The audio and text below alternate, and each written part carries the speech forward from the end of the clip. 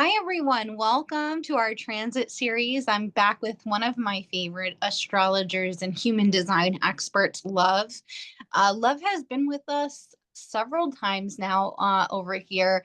If you want to check out their workshops, they've done quite a few, and they're going to be back next month for another workshop on human design as we do a projector masterclass, which I'm really excited for. But you can check out their workshops on human design variables. We also did a grounding and protecting your energy workshop, one of my absolute favorite workshops. And then we also did a money magic work. Please just go check out all of Love's really cool workshops. They are a wealth of information. Love, welcome back. How are you doing today? I am good. Thank you for having me back. I love talking, but as a Sag rising, that brings me a lot of pride to hear these things reflected back to me. Well, today you get to shine in that Sag rising because this is a storytelling episode. And I love these episodes. They're a great opportunity, first of all, for us to connect. But I think when talking about astrology, my approach has always been storytelling because we can read whatever we want online. But, how we really learn the stars above is by sharing our stories. And that's how we remember culture. That's how we remember how things feel. You can read things online, but it doesn't necessarily speak to how we're feeling physically in our body. That's a whole experience. So, Neptune transits are definitely experiential physically. So, we're going to talk a little bit about that today.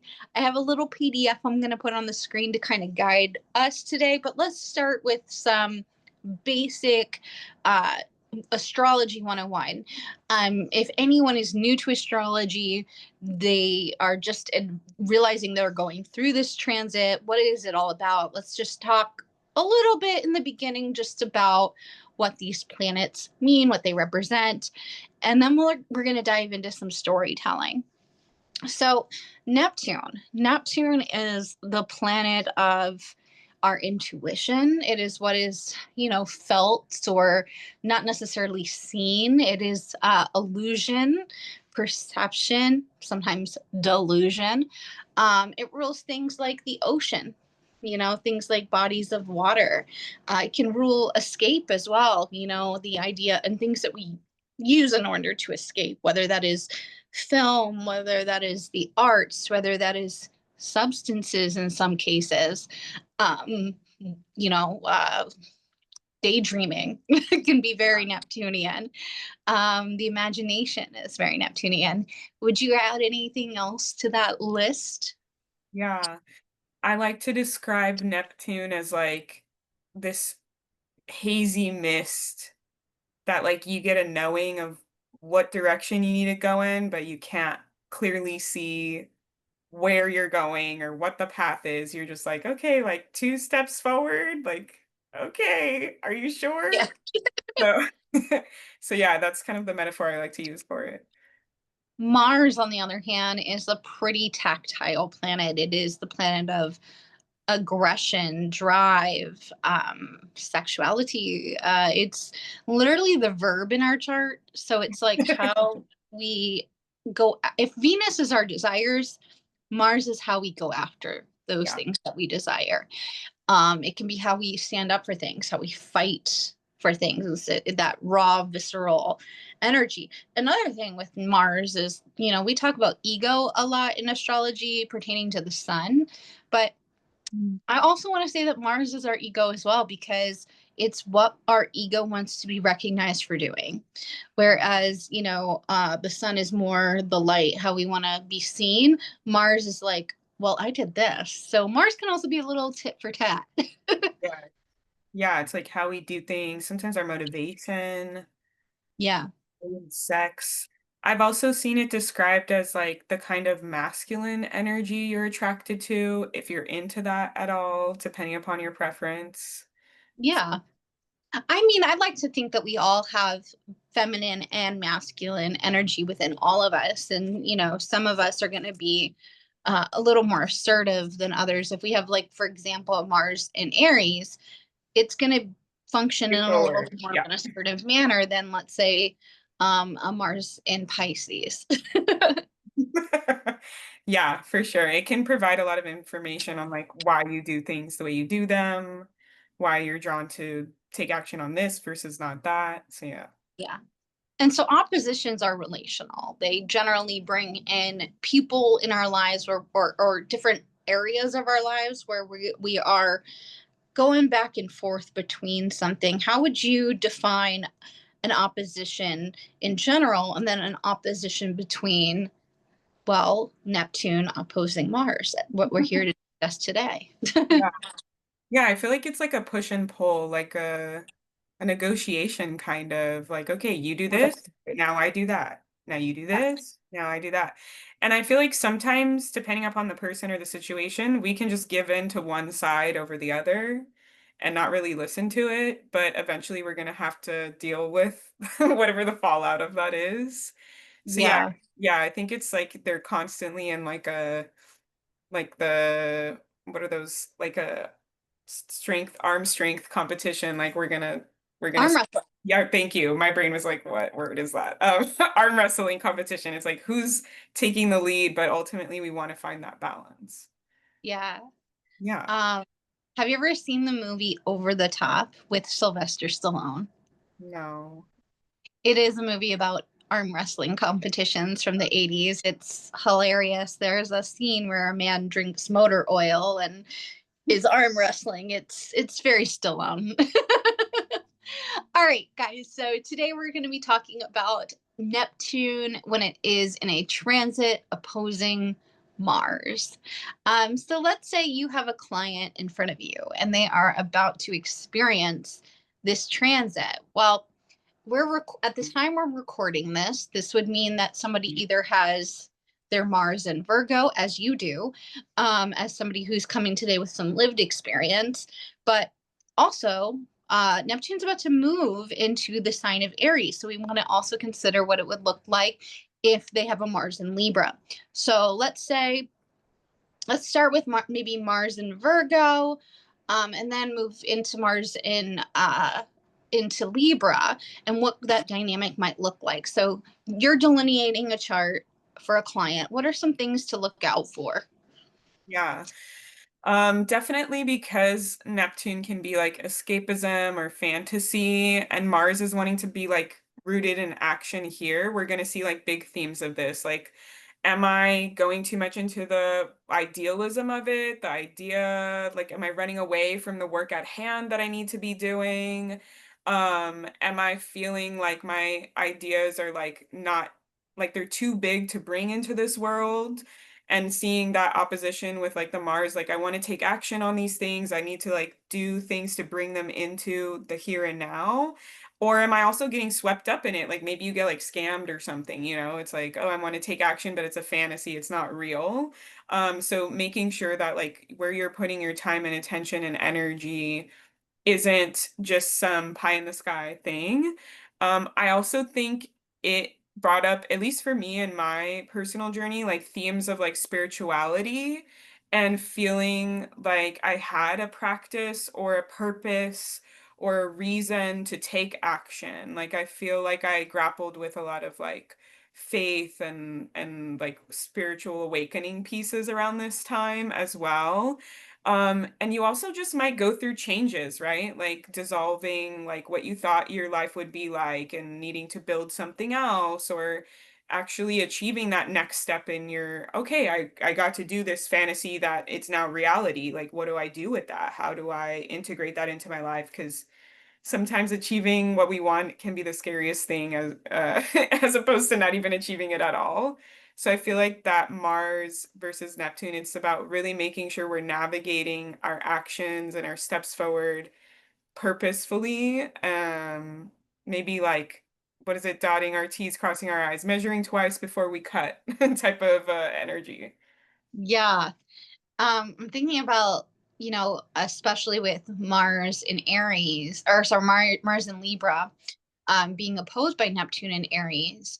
Mhm. This might move in a more relational direction because, of course, Venus is our relationships, Libra is our relationships. So we might feel some level of disillusionment in our relationships who we're relating to.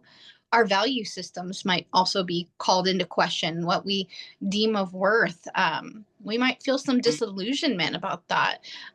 We might, for example, if we had certain beliefs about the world, certain values that we held very dearly, this could be a transit where we're finding out, wait, I didn't know what I thought I knew. This could be, for example, if somebody was, not a very spiritual person, they were more, tied to the grounded world, although one could argue that spirituality is the grounded world, but you know what I'm saying, the material world, let's say.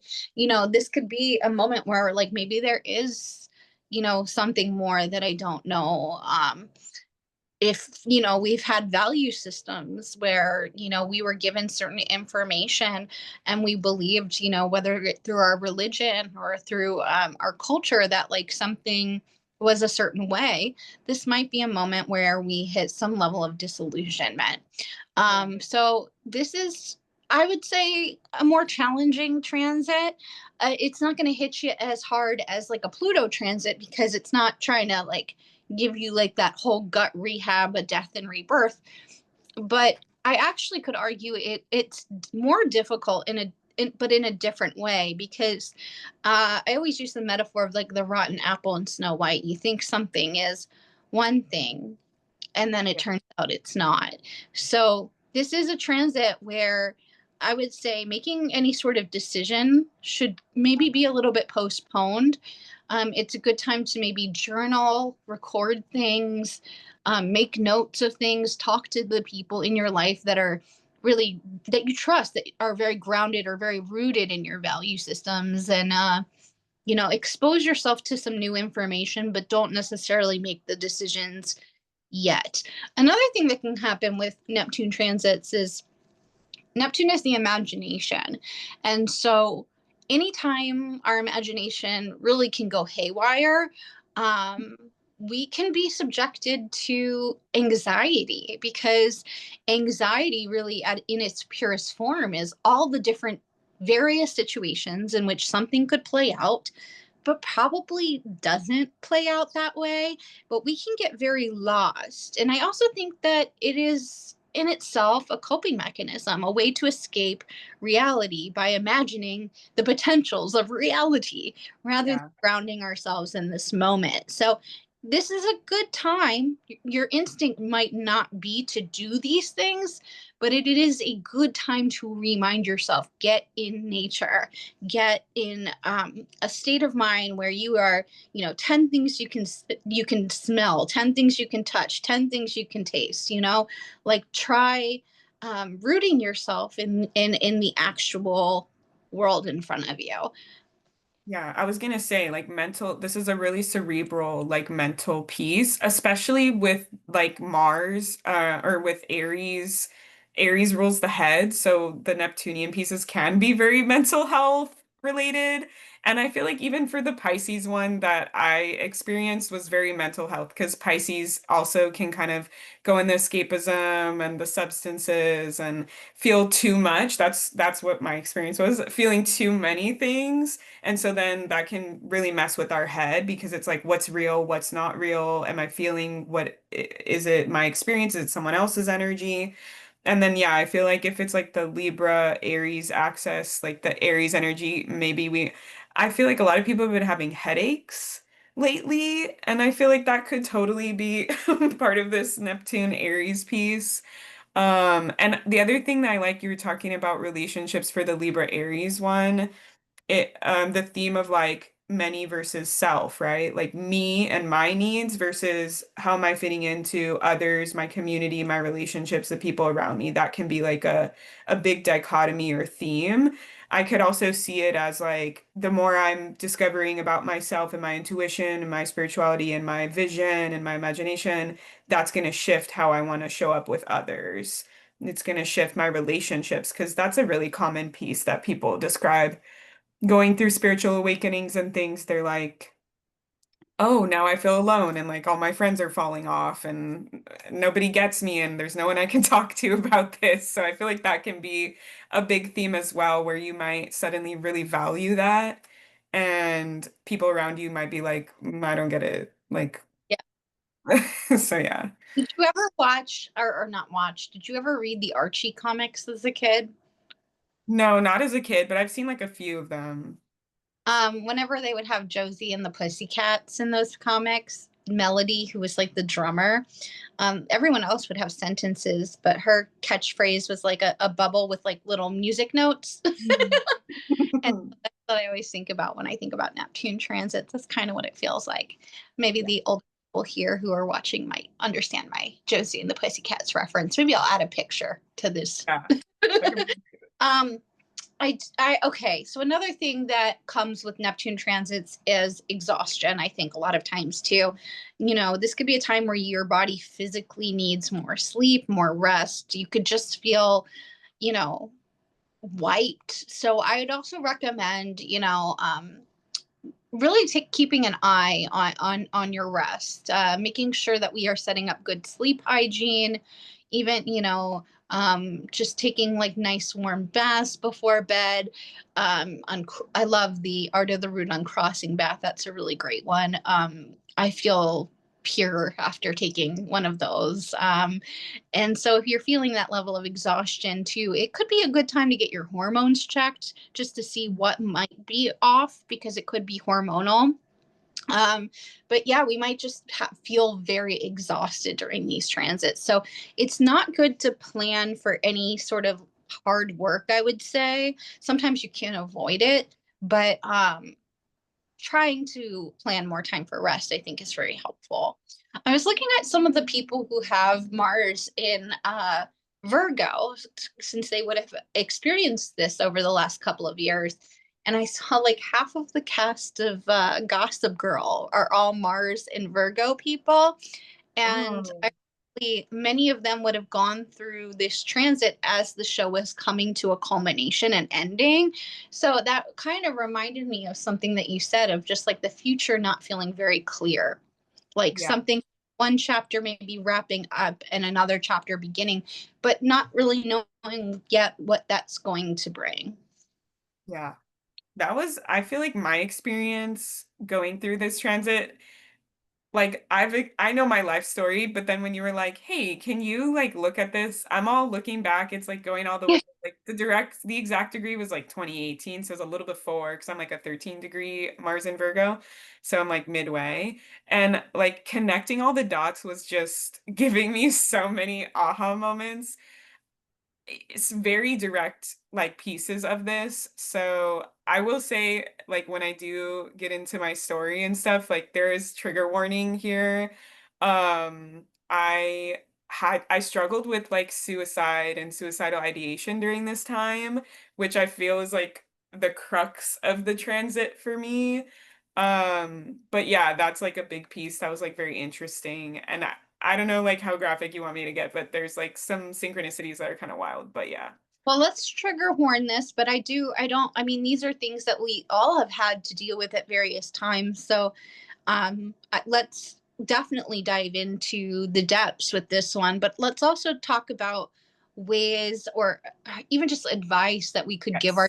ourselves so we can help people if they are going through those types of emotions. Let's give them some resources. So I'm going to step away for just a moment. I'm going to allow you to tell your Neptune story. So, what I'd love to hear from you is what this Neptune transit felt like, what sorts of things came up, and then how you handled it, what came of it on the other side, and maybe some advice that you might give yourself, um, looking back on the person you were at the beginning of this transit, now looking at where you are. Yeah. Yeah. Okay. So for me, my Mars and Virgo is in the 10th house of career and legacy. So this transit in Neptune was happening in my fourth house of home and family and lineage, ancestry. So I finished college in 2017. So also kind of similar to the Gossip Girl, like the culmination piece.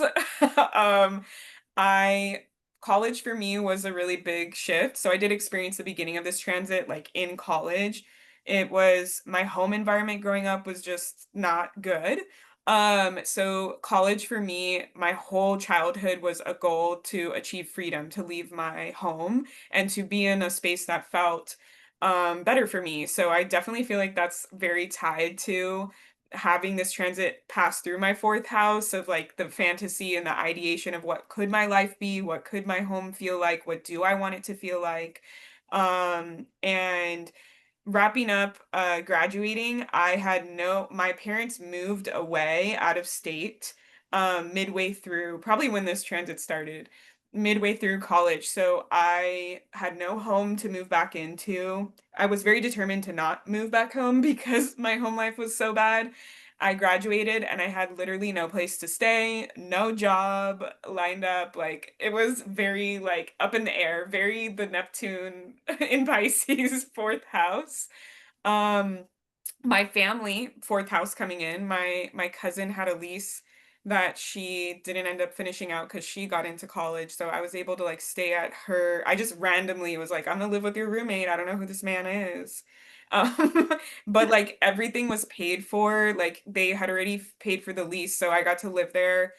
I just found a Starbucks down the street from there that was walking distance because right as I graduated, I got rear-ended by someone, so I had no car.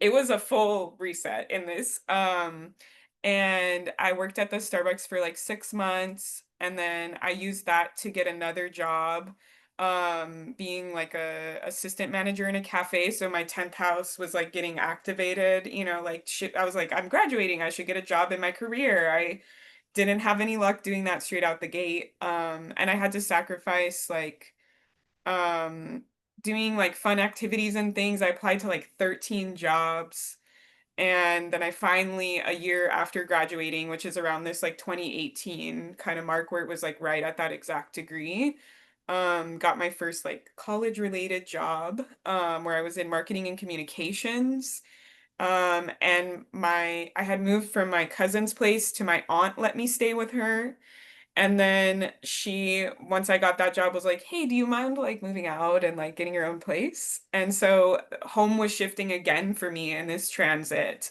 So, it was my first apartment on my own, it was a studio. I had never it was very, like, magical for me, very, like, "Ooh, I get to make it exactly what I want." It's my first space that's my own space that, like, I'm choosing what feels good to me, I'm claiming what my home looks like, so it was very magical, like, I was like, I could be up late and do whatever I want. Like no one's gonna get annoyed and like I could eat whatever I want. So it was a very beautiful time in that sense. I was going through some stuff in my relationship. I have a long-term relationship. We met like when I was a freshman in college and we're still together, but we were navigating a rough time in that as well. And I just felt I started to feel like very alone. I started getting into spirituality around this time. I started having my spiritual awakening during this time. So that was a big, huge proponent because I now do like spiritual things for full time as my job. So like that 10th house was really getting activated. I found this podcast. My friend was like, try listening to this podcast and see if it helps you. And I really started struggling a lot with like mental health things around this time, even though it was like, I'm in my apartment, I have a job.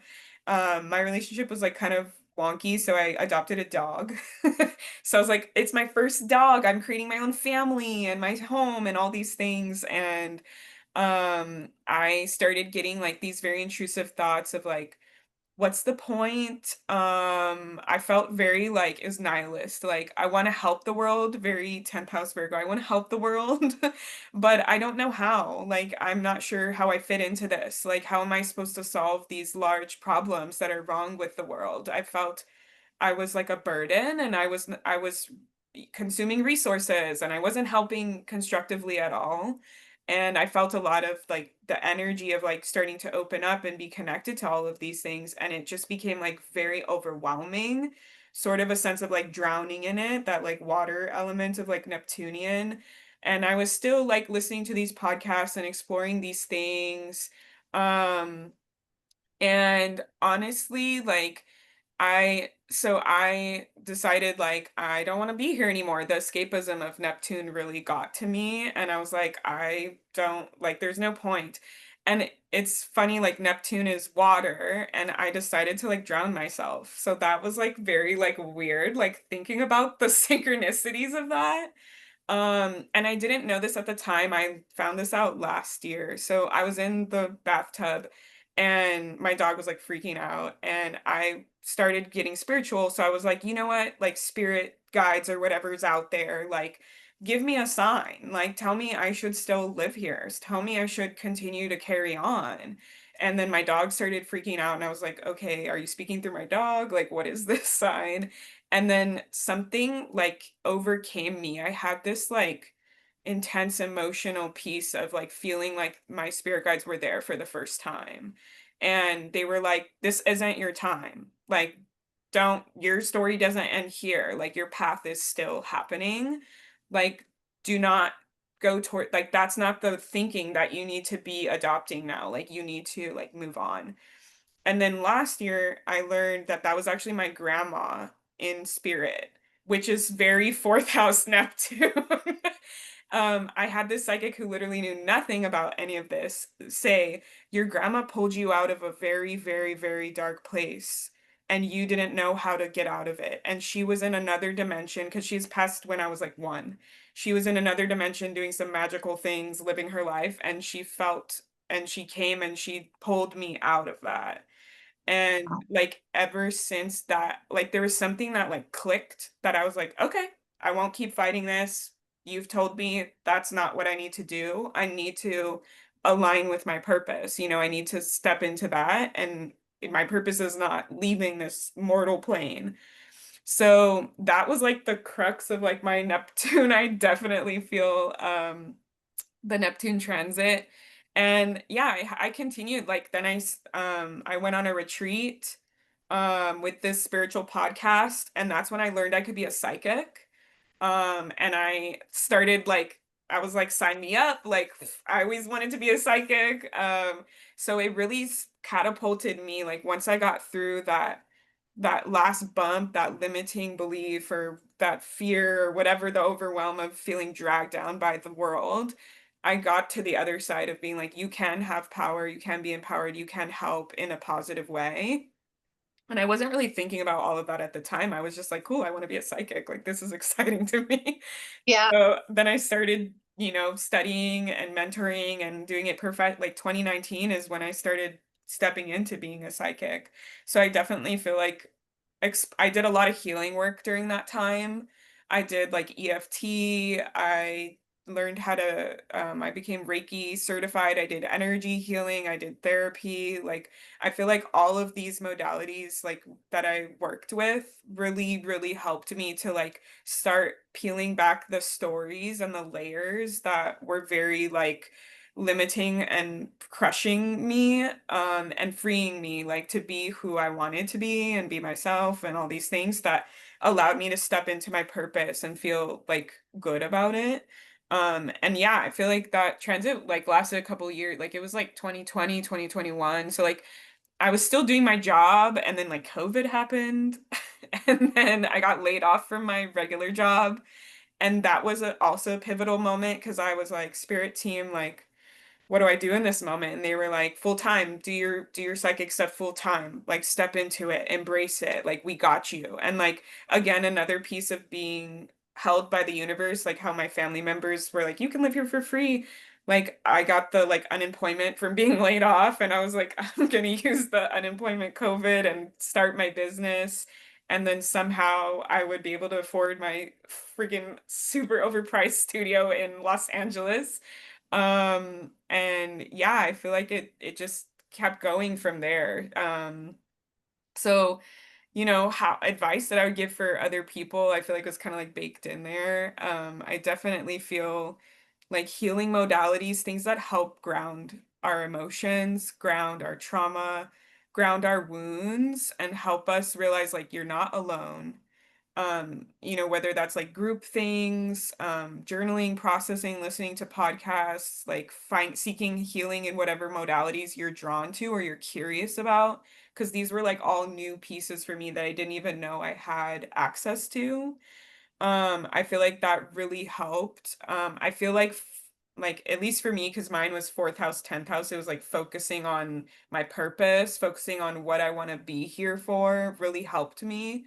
Like balance out that like instability that I had in like the internal in the home, in the mind. So I would say like where this transit happens, like looking at the themes of like what house you have it in to help balance that. Um, I think like I needed to see a path, which is funny because with the Neptune, it was like you can't really tell where you're going. And I feel like that also was a big piece. Like I just couldn't see the light at the end of the tunnel. I couldn't figure out like how do I get from where I'm at to helping? How do I get from where I'm at to feeling better about myself and my role in society? So I feel like creating some kind of structure or defining things to help narrow that down for you. Like, I don't know exactly where I'll end up, but like what feels good? Like what feels like an option for me or what feels like one step forward, that's moving me out of this. Like focusing on like the incremental progress and not getting so bogged down by all of it, by being connected to like the totality of everything, the immenseness of Neptune energy can be a lot. So like how you were saying, like granular, being in like nature, like being in things that remind you, like counting 10 things you can see, that's like focusing on breaking it down and dissolving that. I also think like having an internal landscape that feels good, like the mental health journey really was important for me. I just let like my imagination go wild to the extreme of like not wanting to be here. So it's like having people that can help ground you back from that like spiral piece, or practices that will help you. Um, and yeah, I feel like just really embracing what you do feel is true, right? Like there were parts of myself that was like, I know I want to help. I know I want to make a difference. Like I know there's something more than what I know, than what I see. There's realms that exist and things that exist. Like allowing yourself to explore safely like those pieces so that you can feel like validated or you can feel like you're not stuck and it's just all dreams. um I think really helps too, and imagining like a better world, right? Like because Neptune is imagination, so it's like if you're struggling with where you're at and what you're feeling, like can I tap into something that feels better, that feels more what I need? Yeah, definitely. It's interesting. I've never gone through the opposition, but I have gone through the conjunction, and many of these things that you were saying rang very much true. Were my experiences even with the conjunction, so I found that very interesting. I put this little PDF together today.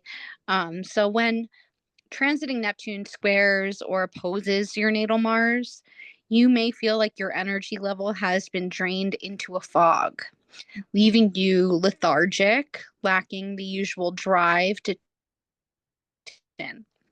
Others might misread your intentions, might misinterpret your efforts, leading to confusion or embarrassment or subtle opposition that you don't even understand. So, physically, your immune system may feel a little bit vulnerable as well, making you more prone to infections or low grade illnesses, some of the things you were touching on. You may find your focus is scattered, struggling to concentrate your energy where it's needed, and feelings of self doubt or impotence can actually weigh quite heavily. The impact also depends on which house Mars rules in your chart. So you want to look and see what areas of your chart are ruled by Aries and Scorpio, because that is where those are Mars ruled houses. So if Mars rules your first house, for example, if you're an Aries or a Scorpio rising, you're going to feel this a lot heavier. So you may feel like a muted sense of initiative, as though your own body is resisting movement, and it's wiser to let others take the lead for now. So this you're going to feel this a lot more physically with Mars ruling the first house. In the second house, financial dealings may be deceptive, and it can be difficult to really separate legitimate opportunities from scams or illusions. You kind of talked a little bit about that. Um, Mars in ruling the third, if you're a Virgo rising like me, you got this going on. Your gestures, your words, your tone might betray your intentions or confuse others, especially siblings or neighbors who may harbor their own agendas. That was definitely my experience with the conjunction. In the fourth house, hidden truths about family or your roots may surface, shaking your sense of belonging or altering how you see yourself. If Mars rules the fifth, love and romance can feel unsatisfying or misleading. Risky investments or gambling are likely to backfire, so don't be doing that, guys. Um, oops, Right. I put that twice. In the sixth house, health and daily routines may falter, leaving you feeling drained or unable to sustain your usual pace. So early care is very essential. In the seventh, a partner or a business associate may be concealing something significant, and trust should be measured carefully in that case.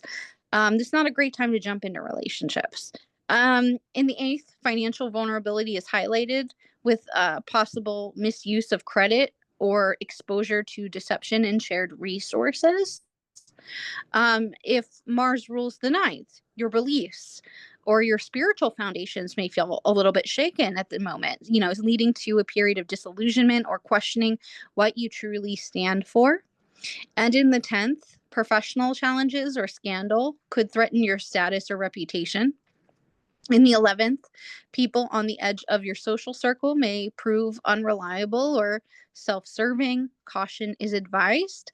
And finally, if Mars rules the 12th, your energy is best preserved through retreat and rest, allowing time for reflection and renewal rather than, a time of taking action, right? This is going to be more of a restful period for you guys. Your subconscious could also be Yes. to look out for, like, telling again those self-limiting beliefs. Um, if you had to go back in time and you had to speak to your younger self, what would you tell them about this period of time, and what would you tell our audience if they're approaching this transit? Like, um, just helpful pieces of advice, maybe exercises. You do a lot of somatic work. Is there anything like in your yoga practice or in your Reiki practice that you find helpful now? Yeah, I think it's definitely situational. So I would encourage people to, if they don't already have this, discover what things help them ground, help them come back to reason, help them admit truths and things. Cause I feel like I just let myself like run with it and spiral into like all these pieces. And I didn't reach out for help. I didn't, say that I was struggling. I allowed myself to feel very alone in all of this. And so if I had known more like how I approach things, how I approach issues, then I could have said to myself, like, hey, let's do that practice that really helps you, like, hey, let's reach out to that person and talk to them so you don't feel so alone in this. So I think like taking this intentional time to discover what really works for you and what sometimes that's just following like what you're naturally drawn to, what you think is fun, what you're curious about. If you want to use your astrology, you can see like what are the reigning elements in my chart. Am I more fire or am I more water? Those are practices that you might want to go towards. Um, so yeah, I would definitely tell myself, like my younger self, like I know it's like a very Gen Z cop out thing, but I'm like, it's not that deep. Like, I feel like I just felt, it was like my first time on my own, my first time doing all these things. And I just felt like that intense pressure and like weight crushing down on me. And I feel like I would tell myself, like, hey, there's new things emerging. There's different permissions and freedoms and ways of living that you're just now opening up to. And if you're struggling and you're suffering here in this, like you have every power to change it. Like you can pick a different life or a different, way of doing things. I definitely feel like I would have told myself like to trust spirituality pieces more, like trust those practices, those healing practices, and that they will help remove this feeling. Cause I feel like when you're in that kind of suicidal space, like you convince yourself like nothing's gonna help. Like nothing will be better than this. Like there's no other options. So it's about like being like, there's options. There's other ways to do this. Yeah, and I think like being open to receiving support, even if it feels like random or unlikely, because especially with the Libra Aries, right? It's like relationship and self. Like maybe there are relationships that will be better during this time and grounding for you. And maybe there's some that aren't and they're not helping you. And we have to discern those pieces. I think discernment is a very, like, take some time, sit with it, like, really discern and ask yourself, like, why am I feeling this way? What is the need that needs to be met? And can this be achieved in a healthy way? What's a healthy coping mechanism? Whatever healthy looks like to you. Um, yeah. And I think, like, yeah, not being so impulsive, because I feel like that Aries energy, you'll just want to, like, quit your job or, like, start your life over, Like, I'm just done with it. It sucks. So And pause decision making for now. yes, definitely decision making needs to be very weighed very heavily, vetted very heavily. Um, yeah, and redefining like what feels fair for you, right? Like with Libra What's here and equitable for all of the people in your life? I would imagine too, with it being in an Aries Libra dynamic, that would be a good thing to really yeah, focus on. Like sitting down and looking like, is everyone heard? Is everyone yeah, respected in my life with these? If you're going to make decisions, does this respect myself? Does this respect others? yes. And I was gonna say, even in a global, right? Because with Neptune, you might be feeling a lot. And so it's like, is this unfairness happening globally? And like, how can I still maintain like a sense of self or a sense of direction or moving forward without getting like trapped in all of this? I, Yeah. yeah, I think especially with what we're dealing with in the United States right now, it can be a time of great disillusionment, especially if you've been like oblivious to a lot of the things that are happening, whether it is the genocide in Gaza, whether it is our own administration and how it does not respect disabled people, people who are impoverished, etc. I think this is going to be a rude wake up call for a lot of those people if we have beliefs that that aren't based in what we would call natural law in evolutionary astrology, giving, sharing, and inclusion, then this could be a deep moment of disillusionment. So I would encourage you, this again, this isn't the best time to make those decisions, but this could be a great time for soul searching, educating yourself, and if you are wondering, is this the right relationship for me? What are my relationships looking like? This is not a bad time to start reading, books on that subject matter and re-educating yourself, whether that is on attachment theory, whether that is on love languages, apology languages, all of these things that make relationships work. And I would say understanding is one of the most key elements in making healthy relationships. There is no love without understanding. So if we are not reading the books, if we're not listening to the podcasts that help us understand the people that we love in our lives, what are we really doing? That should be before everything else. Capitalism really consumes us, does it not? But like, just because we have a busy job doesn't mean that we can neglect the people in our lives. So, like, if you have a child who's struggling with anxiety, it's a great time to read about anxiety and what causes anxiety. If you have, a lover that, has ADHD or something, and you're neurotypical, this is a great time to start, listening to that podcast. How can having those conversations on how I can understand and letting go and releasing some of the perceptions that we might have had through our own eyes and trying to see things through the eyes of another. I also think like Libra and Aries is like beauty and refinement versus like primal and like raw and like dirty, like not dirty in a negative way, but like visceral and Yeah, like there might be like themes around that and like getting very like using those themes to help you navigate to find practices or things. Like maybe the Aries Mar or the Aries Neptune piece is very like heavy and it's like maybe you just need to like get like touch dirt, like be yeah, in, like get in the ocean or the sand or different things like that and like how can you embrace like primal like yelling, screaming, full body movements, jumping around, running, having fun, laughing loudly, and then like the Libra piece of like beauty and refinement, like can I make it pretty? Can I make it like a whole ritual? Like I'm tending and caring a lot with this. Am I organizing it in a way that feels pleasing to me? Even if you don't feel like you're creative or whatever. I think that everyone's creative, but yeah, like exploring those themes and like, do I need more primal or do I need more refinement? Do I need more like self or relational? Like, I feel like these will be like good questions to help you like navigate what you're going through. absolutely. Well, this was a super conversation. I think that we have a lot of things to think about now, and ways to kind of navigate it. Do you feel like we missed anything? Is there anything else you'd like to say? Like if you have a client again coming to you with this transit ahead, um, is there anything else that you just want to give words of encouragement or anything? Hmm. I feel like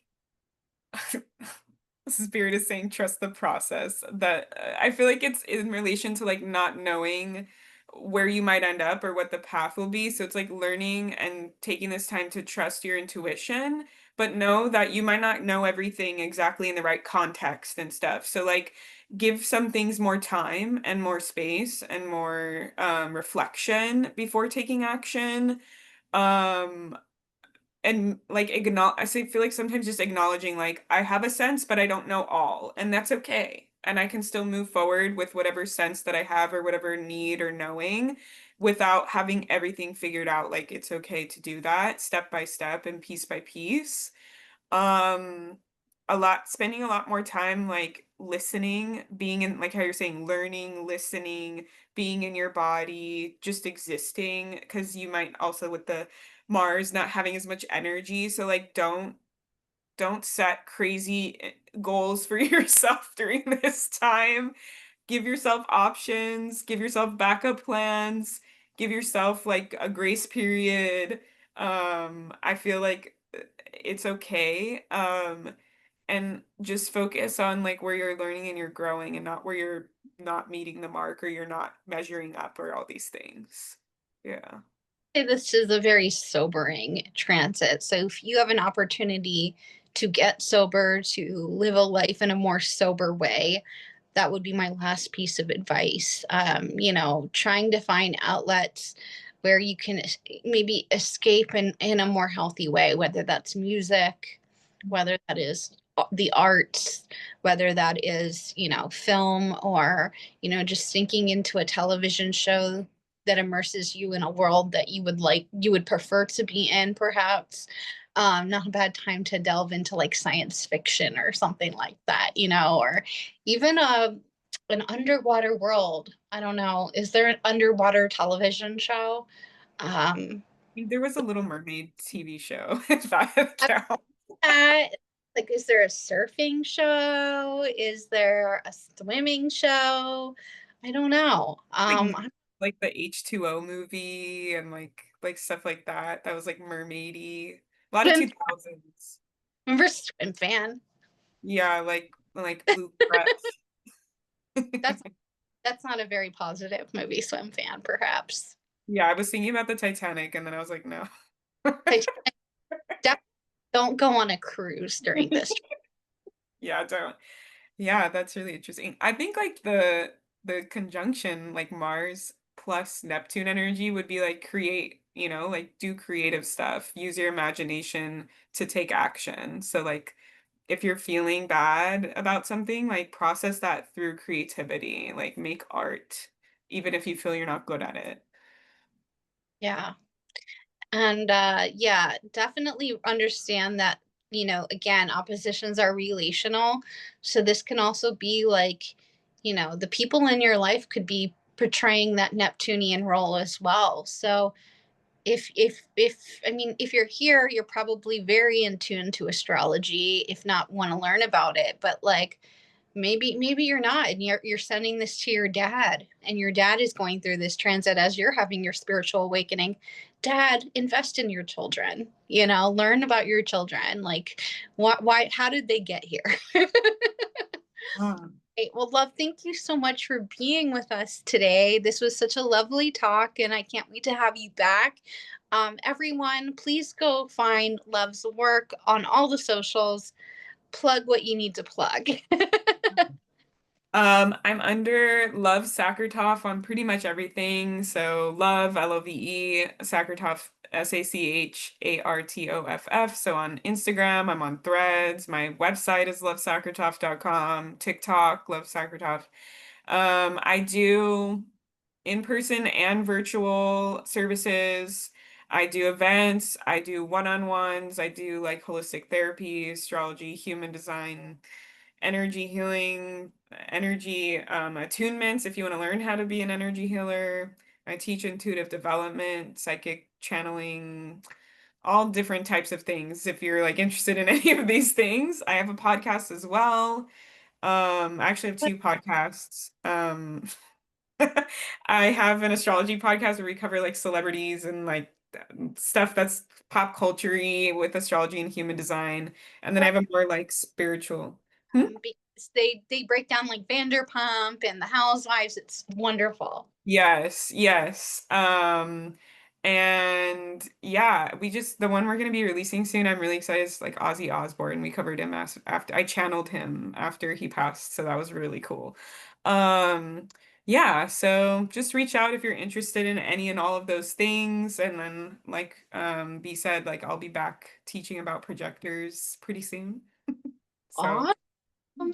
All right, guys, we will be back soon with our transit series. And everyone, take care. Thank you so much for being here and being a part of this beautiful learning process.